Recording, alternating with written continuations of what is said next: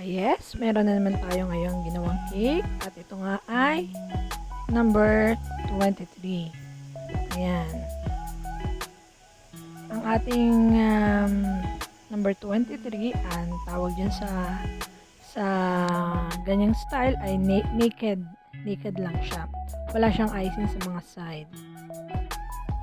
Ayan. Abali, kung makikita nyo ito, itong puti sa ibabaw ng aking cake ay drawing ko muna siya bago ko i-cut.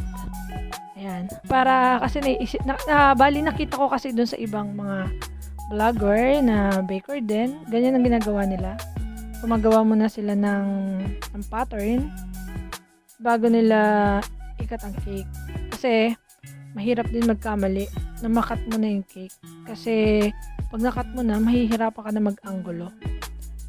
Para sa akin kasi, pag dalawang cakes na ganito na number, mahirap.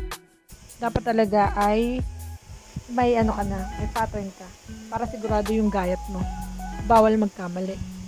Ayan, hindi kagaya nung isang number lang. Hindi mahirap yun. Madali yun. At saka pati, para sa akin, mahirap ang number 3. Para sa akin kasi, mahirap gawin nang walang pattern ang number 3. Hindi siya magiging magandang kalalabasan kung hindi ka gagawa ng pattern. Ayan guys, kung makikita ninyo, magandang kinalabasan ng number 3. Kagaya nga na sinabi ko, gamit tayo ng yung puting yon, i-drawing ko lang yon in a bond paper na malinis. And then, ginuhit ako ng mga ball pen. Gumamit ako ng mga ball pen, ruler. Tapos, ang hirap i-explain. Basta, discard nyo na yun kung paano nyo gagawin. Ayan, ang ganda ng kinalabasan natin. So, may nasa ilalim na yan. Lalagyan ko na lang siya ng mga puti din. Gumamit ako ng piping tip. Yan. Puti din ang nilagay ko. And then, gumamit ulit ako ng another piping tip.